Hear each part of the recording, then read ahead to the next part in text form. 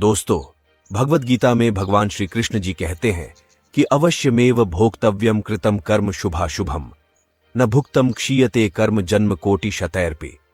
अर्थात हम मन से, वाणी से, शरीर से जैसा भी शुभ अशुभ कर्म करते हैं वैसा फल हमें मिलता जरूर है, चाहे वह इस जन्म में हो या आगे अगले जन्मों में।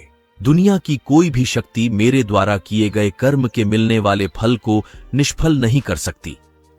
सरल शब्दों में कहे तो व्यक्ति को अपने किए हुए शुभ और अशुभ सभी कर्मों के फल अवश्य ही भोगने पड़ते हैं।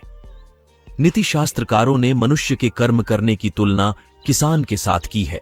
वह कहते हैं कि जिस प्रकार एक किसान अपने खेत में जिस फसल का बीज बोता है वही बीज फसल के रूप में किसान काटता है। इस सिद्धांत के विरुद्ध न कभी आज तक हुआ है और न कभी आगे होगा। इसलिए कहावत प्रसिद्ध है कि बोए पेड़ बबूल के तो आम कहां से हुए। यही व्यवस्था ईश्वर के द्वारा बनाई गई सृष्टि में मनुष्यों के ऊपर लागू होती है। ईश्वर ने मनुष्य को कर्म करने के लिए स्वतंत्र रखा है। मनुष्य जैसा चाहे कर्म कर सकता है। अच्छे या बुरे कर्म मनुष्य की विवेक शक्ति के ऊपर निर्भर करते हैं। इंसान अपने जीवन में जैसे जैसे कर्म करता जाता है वैसे वैसे ही उसके जीवन का निर्माण होता जाता है। परंतु भगवान ने व्यक्ति को केवल कर्म करने की स्वतंत्रता दी है। कर्म फल व्यवस्था ईश्वर के अधीन है। व्यक्ति जैसा कर्म करता है उसे वैसा ही फल प्राप्त होता है और यह निश्चित है, क्योंकि ईश्वर न्यायकारी है। ईश्वर मनुष्य द्वारा किए जाने वाले प्रत्येक कर्मों को जानने वाले है। ईश्वर के आगे किसी की भी सिफारिश नहीं चलती। इस कलयुग में तो लोग रिश्वत देकर अपना काम निकालते हैं, लेकिन भगवान को कोई रिश्वत नहीं दे सकता। इसीलिए ईश्वर को पूर्ण न्यायकारी कहा गया है। भगवान की अटल न्याय व्यवस्था से कोई भी आज तक ना तो बचा है और ना ही आगे बचेगा। इसलिए अच्छे कर्म करने वाला व्यक्ति डरता है, बुरा कर्म करने वाला व्यक्ति हर समय भयभीत होता है। उसके मन में सदैव यह शंका रहती है कि कभी मेरे बुरे कर्म सामने ना आ जाए। बुरे कर्म सामने आते ही उसे उन कर्मों का फल मिलना शुरू हो जाता है। परमात्मा द्वारा सभी प्राणियों को कर्म करने की स्वतंत्रता मिली है। कोई भी प्राणी कभी भी अपनी इच्छानुसार कैसा भी कर्म कर सकता है। इन कर्मों की आजादी के कारण ही जीवन में नयापन बना रहता है। यदि कर्म करने की आजादी ना हो तो जीवन में जीवन जैसा कुछ भी नहीं रहेगा। इसी आजादी के कारण मनुष्य पाप पुण्य या मुक्ति में गति कर सकता है। कर्मों की इस आजादी के कारण हर मनुष्य को अपना अपना फल मिलता रहता है और मनुष्य उसको भोगता रहता है। इसी कारण इस संसार में इतने अलग अलग सोच के लोग हैं। इसलिए भगवान श्री कृष्ण जी भगवद गीता में कहते हैं कि सभी प्राणी कर्म करने के लिए स्वतंत्र हैं। मनुष्य कई प्रकार के कर्म करता है, जिनमें अधिकतर कर्म बांधने वाले होते हैं।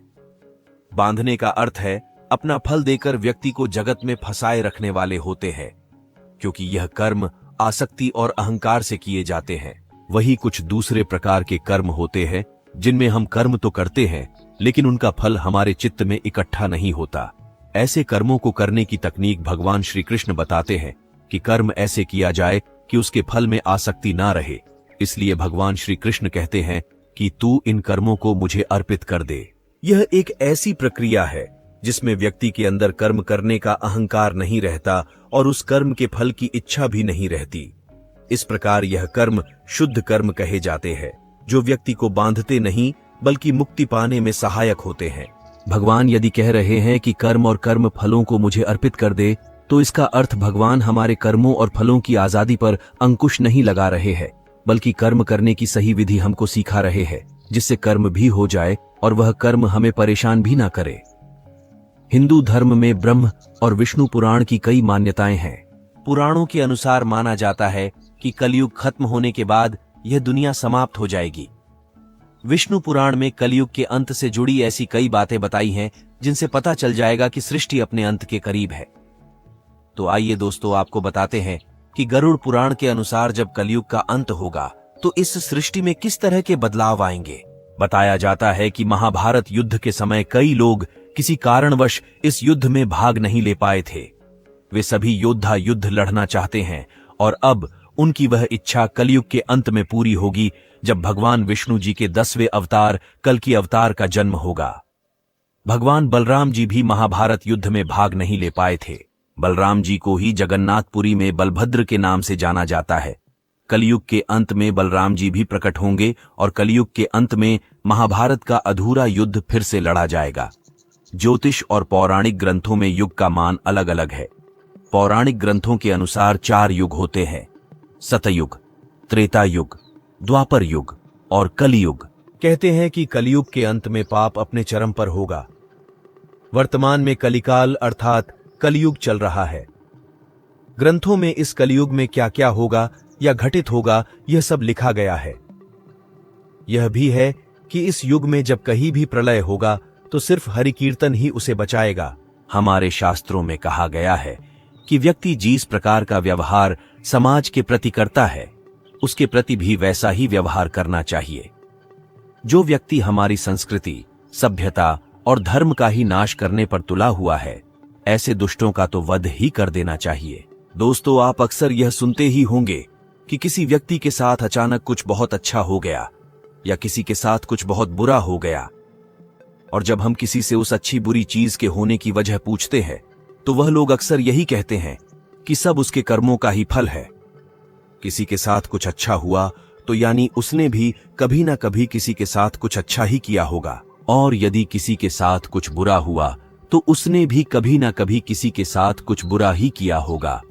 दोस्तों, कर्मों के फल से कोई भी मनुष्य कभी नहीं बच सकता। आज नहीं तो कल हमारे कर्मों का फल हमें मिलता ही है। तो इस बात में कितनी सच्चाई है, इस वीडियो के माध्यम से हम इस बात को समझेंगे। पूरी बात को समझने के लिए दोस्तों इस वीडियो को अंत तक अवश्य देखें। वीडियो अच्छी लगे तो वीडियो को लाइक और चैनल को सब्सक्राइब अवश्य करें। दोस्तों, बहुत समय पहले की बात है। एक छोटे से गांव में एक गरीब व्यक्ति रहता था। उसका नाम भोला था। वह बहुत ही ईमानदार और मेहनती पुरुष था। एक दिन भोला अपने खेत में काम कर रहा था कि अचानक उसके हल में कुछ भारी सा पत्थर चुभा। वह पत्थर उठाने की बहुत कोशिश करता है, लेकिन वह पत्थर बहुत भारी था और भोला उसे उठा नहीं पाया। भोला ने सोचा कि वह दुकान पर जाकर यह पत्थर बेच देगा। जब वह दुकान पर पहुंचा तो दुकानदार ने उसे देखा और पूछा, हे भोला, इस पत्थर को तुम कहां से लाए हो? यह बहुत ही मूल्यवान पत्थर है। भोला ने सच बोलते हुए कहा, दुकानदार जी, मैंने इसे अपने खेत में पाया है। मैं इसे बेचना चाहता हूं क्योंकि मैं इस पत्थर के पैसों से अपने परिवार की जरूरतें पूरी कर सकता हूं। दुकानदार ने पत्थर की कीमत जानकर हैरानी से पूछा, भोला, क्या तुम जानते हो कि इस पत्थर की कीमत कितनी है? भोला ने कहा, नहीं, मुझे इसकी कीमत नहीं पता, लेकिन मैं इसे बेचकर अपने परिवार की जरूरतों को पूरा कर सकता हूं। दुकानदार ने भोला की ईमानदारी को देखकर उसे पत्थर का पूरा मूल्य दिया और कहा, भोला, तुम्हारी ईमानदारी के लिए मैं तुम्हारा साथी हूं। तुमने सच बोला और तुम्हारी ईमानदारी की कीमत बहुत महंगी है, क्योंकि कई लोग ऐसे होते हैं जो ईमानदार नहीं होते हैं और झूठ बोलते हैं। दोस्तों, इस कहानी से हमें यह सीखने को मिलता है कि हमें हमेशा सच और ईमानदारी से काम करना चाहिए। सच्चाई और ईमानदारी की कीमत हमें अच्छे कर्मों के साथ अच्छे व्यक्ति बनने में मदद करती है। मनुष्य पूर्ण ज्ञानी नहीं है, इसीलिए वह कर्म फल को ठीक से न समझकर भाग्य को कोसता रहता है। विधि के विधान के अनुसार कर्मों का फल कब, कैसे, कहाँ और किस रूप में मिलता है यह कोई पहले से नहीं बता सकता, लेकिन यह तो तय है कि अच्छे कर्मों का अच्छा फल जरूर मिलता है और बुरे कर्मों का बुरा फल। दोस्तों, एक रोहित नाम का एक अनाथ बच्चा था। उसके माता पिता बचपन में ही चल बसे थे। उसके ननिहाल और पिता की तरफ से भी कोई नहीं था। उसके ना तो कोई आगे था ना कोई पीछे। वह अनाथालय में रहा और पला बड़ा। वह पढ़ने में बहुत ही होशियार था। जब वह बड़ा हुआ तो उसे आर्मी में नौकरी लग गई और वह एक अधिकारी बन गया। अब वह सेना के साथ ही रहता, कभी भी घर वापस नहीं आता, क्योंकि उसका कोई था नहीं। उसने शादी भी नहीं की थी। उसे जितनी पगार मिलती थी वह सब बचा लेता था। वह आर्मी के कैंटीन में खाता था और वहीं पर रहता था, तो उसका खर्चा भी लगभग ना के बराबर था। तो हम कह सकते हैं कि उसने आज तक जितनी पगार पाई सब बचा ही लिया था। उसी कैंटीन में सूरजमल नामक एक सेठ आता था, जो कैंटीन के सामान का छोटा सप्लायर था। बहुत दिन हो गए दोनों को एक दूसरे को जानते पहचानते। एक दिन सूरजमल ने कहा, रोहित, आपके पैसे बैंक में रखे हैं, मुझे व्यापार में लगाने को दे दो, मैं तुम्हें अच्छा मुनाफा करके दूंगा। तब रोहित ने साफ मना कर दिया। रोहित ने कहा, मुझे इतना ज्यादा पैसे का लालच नहीं है। जो सरकार ने दिया है वह मेरे खाते में पड़ा है। कभी जिंदगी में जरूरत पड़ी तो इस्तेमाल करेंगे, नहीं तो कोई बात नहीं। तब उस सेठ ने कहा, यह भी क्या बात हुई? अगर तुम हमें अपना दोस्त मानते हो तो तुम मेरी सहायता ही कर दो। मैं तुम्हें यह पैसा वापस लौटा दूंगा। कम से कम मेरा काम हो जाएगा। अभी इस पैसे की तुम्हें जरूरत भी नहीं है। बात तो तुम सही कह रहे हो, पर आप पैसा वापस करोगे इसकी क्या गारंटी है? तब सेठ ने कहा, मैं कसम खाकर कहता हूं, धोखा नहीं दूंगा। रोहित ने कहा, सेठ जी, लोग तो पैसे के लिए क्या क्या कर देते हैं, पर कोई बात नहीं, चलिए मैं आपकी बात को मान लेता हूं। कम से कम आपका तो भला हो जाएगा। सेठ ने मुस्कुराते हुए धन्यवाद कहा और रोहित को गले लगा लिया। पैसा लेने के बाद सेठ जब भी आता, रोहित को बहुत बहुत धन्यवाद देता। सेठ का व्यापार रोहित के पैसों से बढ़ रहा था। आमदनी दिन दुगनी रात चौगुनी हो रही थी। आमदनी बढ़ने के साथ अब सेठ की नीयत में बेईमानी आ चुकी थी। वह सेठ अब पैसा ना लौटाना पड़े उसका बहाना ढूंढता रहता। इसी बीच बॉर्डर पर पड़ोसी देश के साथ युद्ध शुरू हो गया और रोहित को भी जाना पड़ा। जहां युद्ध हो रहा था वो इलाका काफी दुर्गम था। वहां पहुंचने का एकमात्र रास्ता घोड़े से पहुंचने का था। रोहित एक कुशल घुड़सवार भी था। उसे जो घोड़ी मिली वो बिगड़ैल थी। रोहित घोड़ी की पीठ पर बैठते ही घोड़ी सरपट दौड़ने लगी। रोहित उसे काबू में करने की जितनी कोशिश करता वो अपनी गति और तेज करती जाती। रोहित ने लगाम पूरी ताकत से खींचा। घोड़ी का मुंह कट चुका था, पर पता नहीं आज यह बिगड़ैल घोड़ी कुछ भी सुनने को राजी नहीं थी। घोड़ी दौड़ते दौड़ते दुश्मन के खेमे के सामने जाकर खड़ी हो गई और रोहित दुश्मन की गोलियों का शिकार हो गया। सेठ बराबर आर्मी कैंटीन में जाता है। उसे वहां पता चला कि रोहित युद्ध में वीरगति को प्राप्त हुआ। सेठ ने वहां काफी दुख दिखाया और बाहर आते ही खुशी से झूम उठा। उसने सोचा कि अब पैसा वापस नहीं करना होगा। सेठ का व्यापार दिन दोगुनी रात चौगुनी तरक्की कर रहा था। कुछ दिनों के बाद सेठ की पत्नी मां बनी और सेठ एक सुंदर बच्चे का पिता बना। सेठ ने अपने बच्चे का नाम अमर रखा। सेठ के जीवन का यह सबसे बेहतरीन समय चल रहा था। समय बीतते देर नहीं लगती। सेठ का बेटा अमर, जो अब बड़ा हो गया था और अब सेठ के साथ मिलकर व्यापार करता था। अमर विवाह योग्य हो चुका था। अच्छे घर की सुंदर सुशील कन्या देखकर अमर की शादी हो गई।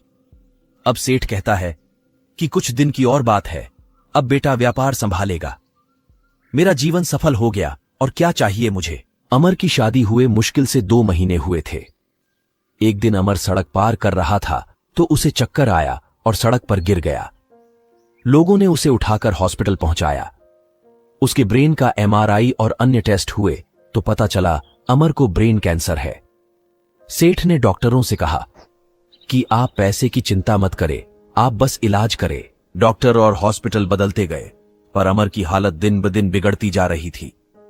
सेठ अब व्यापार पे ध्यान नहीं दे पा रहा था और उसके कस्टमर छूटते ही जा रहे थे।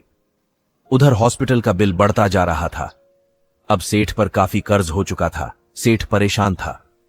अब अमर को डॉक्टर ने जवाब दे दिया। सेठ हार चुका था। किसी चमत्कार की आशा में बैठा था। चमत्कार तो नहीं हुआ, पर अमर अब इस दुनिया को छोड़कर चला गया था। उसकी मृत्यु हो चुकी थी। महीनों जिंदगी की जंग लड़ने के बाद अमर हार चुका था। सेठ के घर में हाहाकार मच गया। सेठ, सेठानी, अमर की पत्नी सब विलाप कर रहे थे। यहां तक कि घर के नौकरों का भी रो रो कर बुरा हाल हो गया था। एक साधु वहां से गुजर रहे थे। उन्होंने करुण क्रंदन सुना तो रुक गए। वहां जाकर उस साधु ने कहा, रोने से कुछ नहीं होगा, जो होना था वो हो गया। साधु की ऐसी बात सुनकर सेठ गुस्से में बोला, मेरे साथ ही क्यों? तब साधु ने सेठ से कहा, सब कर्म का ही फल है, यही चुकाकर जाना होता है। आज बहुत रो रहे हो, कल तो तुम बहुत हंस रहे थे। सेठ ने कहा, मैं कुछ समझा नहीं महाराज। तब साधु ने कहा, तुमने अपने व्यापार के लिए उधार पैसे लिए थे। जब व्यापार चल पड़ा तो तुमने जिसके पैसे लिए थे उसे लौटाए नहीं। तब सेठ ने कहा, गलत, वो मर गया था, किसे लौटाता? साधु ने कहा, झूठ नहीं, तुम भूल गए। उसके मरने के समाचार पे तुम कितना खुश हुए थे। उस दिन तुमने मिठाई बांटी थी। क्या मिठाई बांटना सही था? तुम उसके पैसे को सरकार को या अनाथालय या किसी जरूरतमंद को दे सकते थे, पर तुमने ऐसा नहीं किया। तुम्हारी नीयत में खोट थी। सेठ शर्मिंदा था। आज सेठ वहीं पर खड़ा था जहां पर आज से 20 साल पहले खड़ा था। आज ना तो पैसे थे, ना व्यापार, और ना ही पुत्र, और ढेर सारा कर्ज उसके सर पर था। फिर साधु ने कहा, यह तुम्हारा पुत्र वही लड़का रोहित था। यह अपना हिसाब करने इस जन्म में तुम्हारा बेटा बनकर आया था। उसने अपना हिसाब कर लिया और चला गया। जितना उसने तुम्हें दिया था सूद सहित उसने वापस भी ले लिया। तुमने उसकी शिक्षा, विवाह, हॉस्पिटल सब पर बहुत खर्च किया, और जब वो गया तुम्हें भिखारी बनाकर गया। सेठ ने सुबकते हुए कहा, मान लिया मेरी गलती थी, पर इस लड़की की क्या गलती? इसकी तो सिर्फ 2 महीने पहले शादी हुई थी। तब साधु ने कहा, यह इसका कर्म फल था। यह पिछले जन्म में वो घोड़ी थी जिसके चलते रोहित की मृत्यु हो गई थी। आज रोहित ने बदला ले लिया और इसकी जिंदगी नर्क बनाकर चला गया। जीवन में कुछ भी बिना कारण नहीं हो रहा है। हो सकता है बीज आपने बहुत पहले लगाया हो और आप भूल गए हो। वही बीज पेड़ बन जाता है, तब हमें पता चलता है। इसलिए आप कैसा बीज लगाते हो हमेशा याद रखो। प्रकृति हिसाब करती है। आप याद रखो ना रखो, प्रकृति हमेशा याद रखती है। सेठ निरुत्तर और हताश होकर घर की सीढ़ी पर बैठा गया और अपने कर्म को कोसने लगा। दोस्तों, हमेशा अपने कर्म पर ध्यान दे। ऊपर वाले की लाठी में आवाज नहीं होती, पर पड़ती जरूर है। अगर आप किसी को नुकसान पहुंचाकर या फंसाकर जाओगे तो आपका भी नुकसान होना ही है, इस जन्म में नहीं तो अगले जन्म में। इसलिए जो भी कर्म करो सोच समझ कर करो।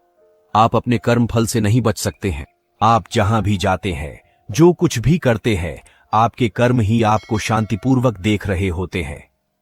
किसी भी दिन आपको आपके कर्म का फल पृथ्वी पर वहन करना ही होता है। इसीलिए हर समय उचित कर्म करना अनिवार्य है। भगवान श्री कृष्ण जी ने गीता में कर्म को प्रधानता देते हुए यह तक स्पष्ट किया है कि व्यक्ति की यात्रा जहां से छूटती है, अगले जन्म में वह वहीं से प्रारंभ होती है। जो प्रकृति के नियमों का पालन करता है वह परमात्मा के करीब होता है। लेकिन ध्यान रहे, यदि परमात्मा भी मनुष्य के रूप में अवतरित होते हैं तो वह उन सारे नियमों का पालन करते हैं जो सामान्य मनुष्यों के लिए इस जन्म में या अगले जन्म में हर बुरे भले क्रम का प्रतिफल निश्चित रूप से भोगना होता है। कर्म का सिद्धांत अत्यंत कठोर है। जहां अच्छे कर्म मनुष्य के जीवन को प्रगति की दिशा में ले जाते हैं, वही बूढ़े कर्म उसे पतन की ओर ले जाते हैं। धर्म ग्रंथों के अनुसार मनुष्य को किए हुए शुभ या अशुभ कर्मों का फल अवश्य ही भोगना होता है।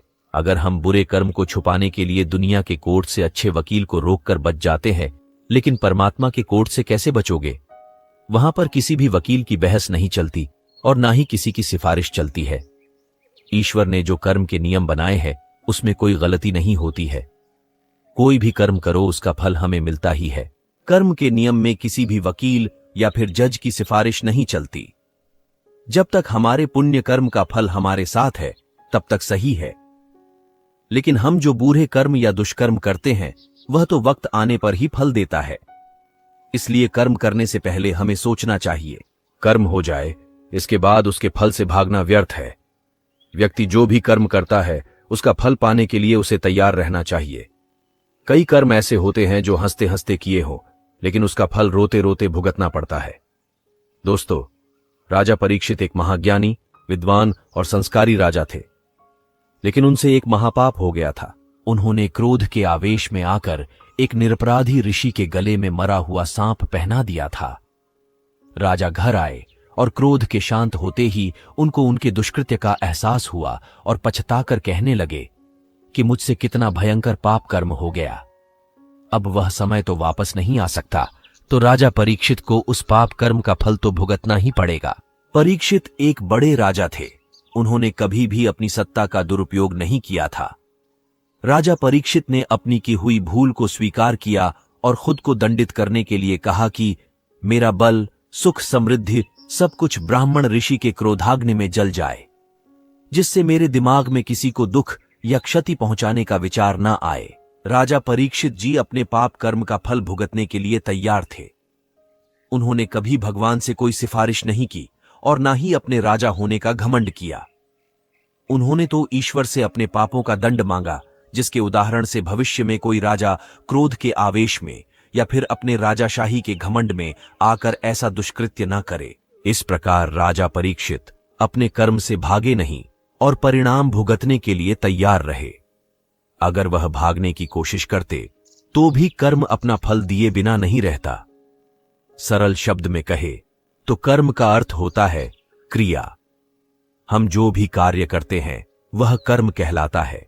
खाना पीना, नहाना, सोना, जागना, चलना भागना, देखना सुनना, बोलना, सोचना ना सोचना, सांस लेना, नौकरी करना, जीना मारना आदि, इन तमाम शारीरिक और मानसिक क्रियाओं को कर्म कहा जाता है। कर्म के 3 भाग है, क्रियमाण कर्म, संचित कर्म और प्रारब्ध कर्म।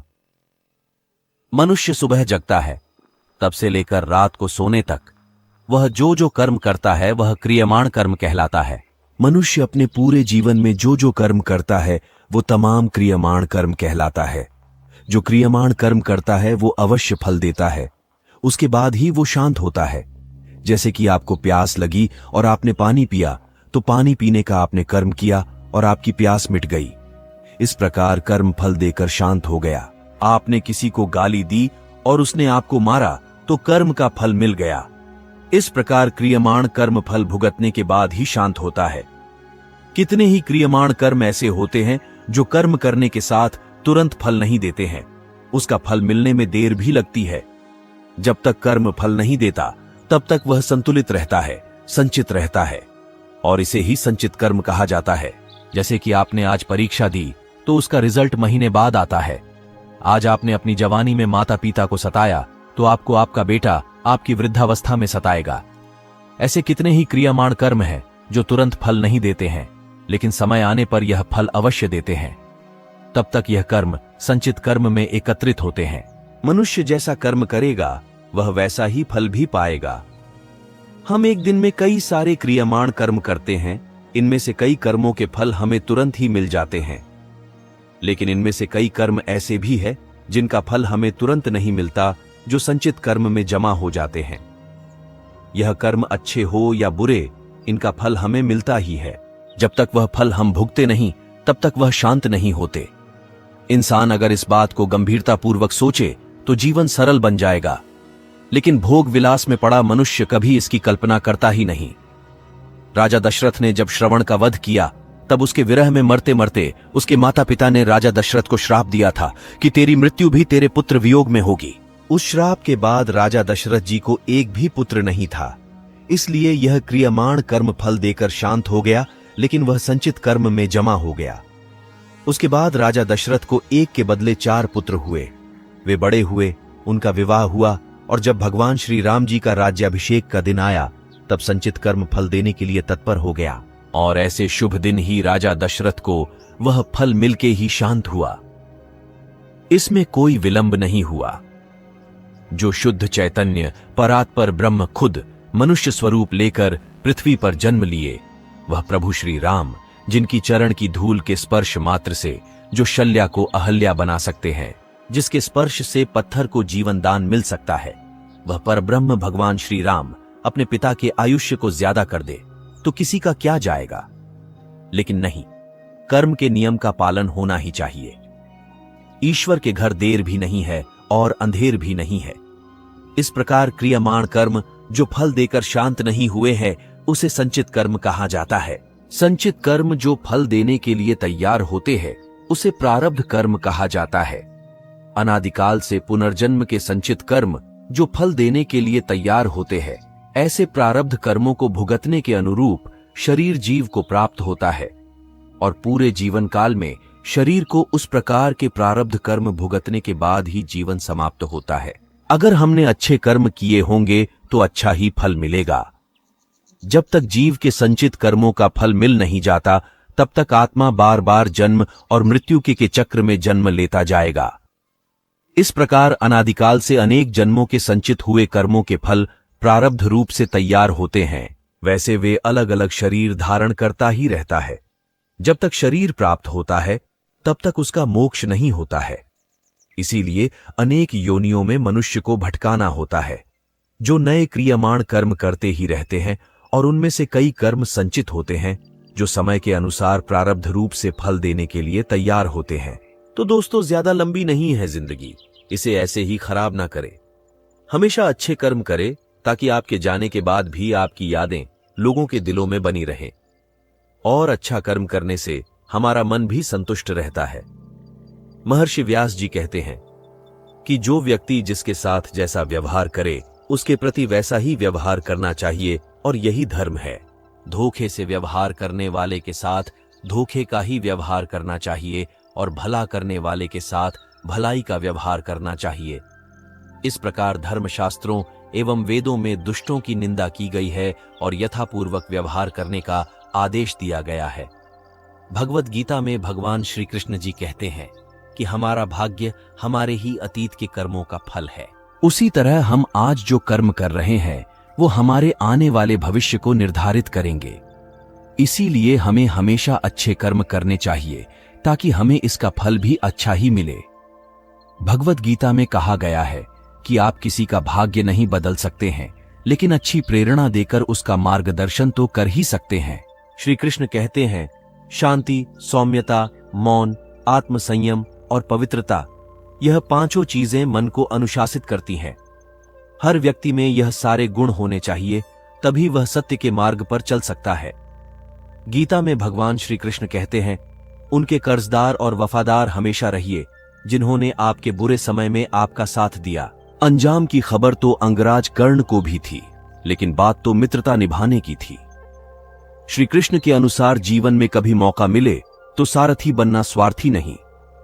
अहंकार मनुष्य से वह सब करवाता है जो अंत में उसी के विनाश का कारण बनता है। इसलिए मनुष्य को जितनी जल्दी हो सके अपना अहंकार त्याग देना चाहिए। श्री कृष्ण कहते हैं, कर्म वो फसल है जिसे मनुष्य को हर हाल में खुद काटना ही होता है। इसलिए हमेशा अच्छे बीज बोए ताकि फसल अच्छी हो। गीता कर्मवाद को महत्व देती है, लेकिन वह यह संदेश देना चाहती है कि कर्म की हानि लाभ में उलझने के बाद मनुष्य के कर्म की गति धीमी हो जाती है और वो धीरे धीरे लक्ष्य को अपने से दूर कर देता है। इसीलिए कर्म की गति अनवरत चलती रहे, मंद ना पड़े। इसीलिए ही भगवान श्री कृष्ण ने अर्जुन को यह महान संदेश दिया था कि आप चिंता किए युद्ध करते रहो, कौन हारेगा कौन जीतेगा यह सब परिस्थिति के आधार पर अपने आप तय हो जाएगा। यही बात हमारे जीवन में भी पूर्ण रूप से लागू होती है। अगर हम सब सभी चीजों का फायदा नुकसान देखकर उस काम को करना ही बंद कर दे तो अंत में क्या होगा? हम सबको पता है कि इस संसार में कोई भी प्राणी या वस्तु अजर अमर और स्थायी नहीं है। ये सब जानते हुए भी हम सब कर्म क्यों करते हैं? क्योंकि इस संसार की व्यवस्था सुचारू रूप से और बिना बाधा के अराजकता की स्थिति में आए बिना सुचारू रूप से चलती रहे। हमारे माता पिता ने हमें जन्म दिया और अगर वो यह बात सोचने लग जाते कि पता नहीं यह वृद्धावस्था में हमारा सहारा बनेगा या नहीं, तो हो सकता था वो हमें इस धरती पर लाने का इरादा भी बदल सकते थे। लेकिन उन्होंने अपना कर्म किया और फल ईश्वर के हाथ में दे दिया। तभी हम इस धरती पर आ पाए और ईश्वर चाहेंगे तो हम उनकी अच्छी सेवा भी कर पाएंगे। भगवत गीता के अनुसार पुनर्जन्म भी होता है, हम भूल जाते हैं। हम किसी भी योनि में जा सकते हैं। जो भोग योनियां हैं उनमें परेशान होने पर आत्महत्या तक का अधिकार नहीं होता है। एक बैल कितना भी परेशान हो जाए वह अपनी मर्जी से मर भी नहीं सकता।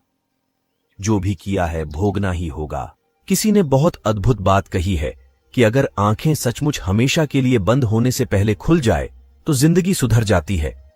दोस्तों, अगर हम कुछ कर्म ही नहीं करते तो हमारा जीवन ही व्यर्थ है और हम मेहनत से काम करेंगे तो उसका फल अवश्य मिलेगा।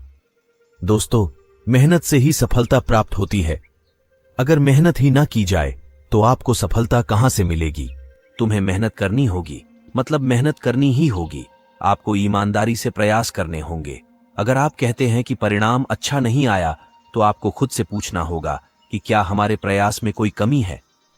दोस्तों, पुराणों में कहा गया है कि जो कुछ भी हमें मिलता है, माता पिता, भाई बहन, पति पत्नी, बहू बेटे, ये सब हमारे पिछले जन्म के आधार पर ही हमें मिलते हैं। लोगों से इस जन्म में हमारा रिश्ता है। ये वही लोग हैं जिससे हमारा कभी ना कभी कोई रिश्ता जरूर था, कोई हिसाब किताब था जिसे पूरा करने के लिए ईश्वर हमें धरती पर भेजते हैं। दोस्तों, एक बार किसी गांव में एक किसान अपने परिवार के साथ रहता था। उसकी पत्नी और वह बहुत ही नेक विचारों के इंसान थे। उनकी एक बेटी भी थी जो कि अपाहिज थी। किसान और उसकी पत्नी दोनों ही अपनी बेटी को अपाहिज देखकर बहुत दुखी रहते थे। उन्होंने अपनी बेटी के पांव का इलाज भी करवाया, परंतु कोई फायदा नहीं हुआ। इसलिए किसान और उसकी पत्नी दोनों ही अपनी बेटी की सेवा करते थे। उसके पैरों की मालिश करते हैं, उसे अपने हाथों से खाना खिलाते थे। पर किसान यह सोचकर हमेशा परेशान रहता था कि उसके बाद उसकी बेटी का क्या होगा, उसका ध्यान कौन रखेगा। किसान के गांव के पास दूसरे गांव में एक प्रसिद्ध संत महात्मा रहते थे। किसान अपनी पत्नी के साथ उन संत महात्मा की सेवा करने जाते थे और उनके उपदेश सुनते थे और वहां पर आए हुए लोगों की बहुत सेवा करते थे। एक दिन जैसे ही संत महात्मा जी का प्रवचन खत्म हुआ, तब किसान ने कहा, हे संत महात्मा, मैं और मेरा परिवार आपकी और लोगों की बहुत सेवा किया करते हैं। कभी किसी का बुरा नहीं करते हैं और धर्म के मार्ग पर चलते हैं और सच्चे मन से भगवान की पूजा आराधना करते हैं। फिर भी हमारी बेटी अपाहिज क्यों पैदा हुई? उसे ऐसा देखकर हमें बुरा लगता है। किसान की अब बात सुनकर संत महात्मा ने अपने नेत्र बंद कर दिए और कुछ समय बाद वापस अपने नेत्र खोले और कहा कि मैंने तुम्हारा पूर्व जन्म देख लिया है और यह सब तुम्हारे पूर्व जन्म के पापों का फल है। संत महात्मा बोले, पूर्व जन्म में तुम अपनी पत्नी और अपने बेटे बहू के साथ रहते थे। तुम्हारा बेटा नगर के बाहर राजा के यहां काम करता था और पिछले जन्म में जो तुम्हारी बहू थी वही अब इस जन्म में तुम्हारी पुत्री है। वही तुम्हारे घर में एक दुधारू गाय भी थी जिसकी तुम बहुत सेवा करते थे, लेकिन अपनी बहू के साथ तुम्हारा व्यवहार बहुत गलत था। तुम सदा अपनी बहू को बहुत परेशान करते थे और उसे खरी खोटी सुनाते थे। तुम्हारी बुरी बातें सुनकर तुम्हारी बहू बहुत परेशान थी, लेकिन फिर भी वह कुछ नहीं बोलती थी। एक बार की बात है, वह अपनी सहेलियों के साथ मेला देखने चली गई थी। वापस आने पर तुमने गुस्से से एक डंडा उसकी तरफ फेंका, जिससे उसके पैर की हड्डी ही टूट गई और वह एक पैर उठाकर चलने लगी और पूरी जिंदगी भर वह परेशान ही रही, लेकिन फिर भी वह कुछ नहीं कहती थी। इस जन्म में तुम्हारी बेटी तुम्हारी वही बहू है जो अपना हिसाब पूरा करने के लिए आई है। जैसे तुमने उसे उस जन्म में रुलाया था, वह इस जन्म में तुम्हें रुला रही है। हालांकि तुमने पिछले जन्म में गाय की सेवा की थी, जिसके कारण तुम्हें इस जन्म में निर्मल बुद्धि मिली है, इसलिए तुम्हारा ज्यादा बुरा नहीं होगा। तुम्हें अपने कर्मों की ही सजा मिली है, इसलिए हमेशा अच्छे कर्म करने चाहिए। कर्म का फल हर पल हमें मिलता रहता है, क्योंकि एक एक सांसों में हमारे साथ दुर्घटना घटित हो रही है। वह हमारे कर्मों का परिणाम ही है। कर्म के कारण ही हम सांस ले पा रहे हैं। किसी की सांस अभी अभी खत्म हो चुकी होती है। कर्म हमारी काया तो उसका फल हमारी परछाई है। दोनों सदा साथ साथ ही रहते हैं। कर्म के कारण ही कोई आसानी से सांस ले पाता है, तो कोई दमा में दम घुटता महसूस करता है। कर्म का फल हमें सोते, जागते, उठते, बैठते भोगना ही पड़ता है। कर्म का कुछ फल तो तुरंत ही मिलता है, तो कुछ कर्मों के फल के लिए जन्मों जन्मों तक इंतजार करना पड़ता है। जैसे किसी ने आग में हाथ डाला तो तुरंत ही जल जाएगा, उसके लिए कल या परसों नहीं लगेगा। किंतु आपने अगर किसी को बेतहाशा सताया है, किसी को तंग किया है, तो हो सकता है उसी जन्म में उसका फल ना मिले, लेकिन देर से ही सही इसका दुष्परिणाम आपको भुगतना ही पड़ेगा। इसके फल से कोई बच नहीं सकता, चाहे ईश्वर का अवतार भगवान श्री राम ही क्यों ना हो। उन्होंने बाली को छुपकर मारा था। इसके परिणाम स्वरूप वे श्री कृष्ण अवतार में उसी बाली के हाथों मरे जो शिकारी के रूप में आया था। यदि आपने किसी की मदद की है, तो ईश्वर वह मदद आप तक किसी न किसी माध्यम से कई गुना करके लौटा देंगे। न ही अच्छा कर्म बैठता है और न ही बुरा कर्म। यहां तक कि हमें मानसिक कर्मों की सजा भी मिलती है। इसीलिए कहा जाता है, जैसे गाय का बछड़ा सैकड़ों गायों के बीच अपनी मां को ढूंढ लेता है, वैसे ही कर्म अपने कर्ता को उसी तरह ढूंढ लेता है। व्यक्ति कर्म करने से कभी छुटकारा नहीं पा सकता है। यदि आपने किसी का लिया हुआ पैसा वापस नहीं लौटाया, तो किसी जन्म में नौकर या पालतू जानवर बनकर उनकी सेवा और चाकरी करेंगे, पर हिसाब तो पूरा होकर ही रहेगा। किसी का भला चाहा है तो वह भी आपकी किस्मत के कांटे कब दूर कर देगा, आप समझ ही नहीं पाएंगे। अतः सेवा, दान, परोपकार जैसे पुण्य कर्म ही हमारे कर्म बंधनों को काटते हैं। इसीलिए शास्त्रों में सत्कर्म करने पर जोर दिया गया है, क्योंकि अंततः हमारा उद्देश्य सभी कर्म बंधनों से मुक्त होना ही है। और जब हम कर्म का सिद्धांत समझेंगे तभी हम इस जन्म मरण के चक्र से बाहर आ पाएंगे। हर कर्म का फल अलग अलग मिलता है, अर्थात बुरे कर्म के फल अच्छे कर्म के फल से निरस्त नहीं। कुछ कर्मों जैसे दैनिक दिनचर्या के कर्मों के फल तो साथ के साथ ही मिल जाते हैं, परंतु कुछ कर्मों के फल संचित हो जाते हैं और कुछ समय पश्चात इसी जन्म में या फिर आने वाले जन्मों में प्रारब्ध के रूप में मिलते हैं। वर्तमान में किए जाने वाले कर्म क्रियमाण कर्म कहलाते हैं। ऐसे क्रियमाण कर्म जिनके फल साथ के साथ नहीं मिलते वे संचित कर्म कहलाते हैं, और संचित कर्म प्रारब्ध के रूप में विभिन्न योनियों में भोगे जाते हैं और क्रमशः निरस्त होते जाते हैं। सबसे अंत में जीव पुनः बचे हुए कर्मों को प्रारब्ध के रूप में लेकर मनुष्य योनि में आता है। अन्य योनियों और मनुष्य योनि में यह अंतर है कि जबकि अन्य योनियों में जैसे जैसे कर्म भोगे जाते हैं वे निरस्त होते जाते हैं, परंतु मनुष्य योनि में प्रारब्ध कर्म भोगे जाने पर निरस्त तो होते हैं, परंतु हर भोगा जाने वाला कर्म नए कर्म पैदा करता जाता है। दरअसल मनुष्य योनि में भोगा जाने वाला कर्म आरंभ में क्रियमाण कर्म होता है, जो फिर संचित और प्रारब्ध कर्म का स्रोत बनता है। इस प्रकार यह चक्र युग युगांतर तक चलता रहता है, जब तक जीव को मोक्ष प्राप्त नहीं हो जाता, अर्थात जब तक वह जन्म मरण के चक्र से छूट नहीं जाता। संक्षेप में मोक्ष का भी जिक्र कर लेते हैं, क्योंकि मोक्ष भी तो हमारे द्वारा किए जाने वाले कर्मों के ऊपर निर्भर होता है। जब जीव मनुष्य के पाप और पुण्य दोनों प्रकार के कर्म फल शून्य हो जाते हैं, तब वो मोक्ष का सुपात्र बन जाता है। भगवत गीता और ब्रह्म विद्या शास्त्र में कहा गया है, जब हम कर्म निष्काम भाव से करते हैं तो हमें उन कर्मों के फलों को भोगना नहीं पड़ता। इसका यह अर्थ है कि मनुष्य योनि में यदि हमारे प्रारब्ध कर्मों को भोगने का तरीका निष्काम होगा, प्रारब्ध कर्म तो निरस्त हो जाएंगे, परंतु नए कर्म नहीं मिलेंगे, अर्थात ना तो संचित होंगे और ना ही नया प्रारब्ध बनेंगे। निष्काम कर्म अर्थात स्वयं को ईश्वर का दास समझते हुए ईश्वर के वचनों के अनुसार अपने कर्तव्य निभाना, परंतु उनके फल की इच्छा ना रखना। तो दोस्तों, ज्यादा लंबी नहीं है जिंदगी, इसे ऐसे ही खराब ना करे। हमेशा अच्छे कर्म करे ताकि आपके जाने के बाद भी आपकी यादें लोगों के दिलों में बनी रहे, और अच्छा कर्म करने से हमारा मन भी संतुष्ट रहता है। तो दोस्तों, आज के लिए बस इतना ही। आशा करता हूं आपको आज की यह वीडियो अच्छी लगी होगी। अगर अच्छी लगी हो तो वीडियो को लाइक करें, अपने दोस्तों के साथ शेयर करें और चैनल को भी सब्सक्राइब जरूर करें। कमेंट बॉक्स में लिखे जय श्री कृष्ण। तो मिलते हैं अगले वीडियो में, तब तक के लिए आप अपना ख्याल रखें। धन्यवाद।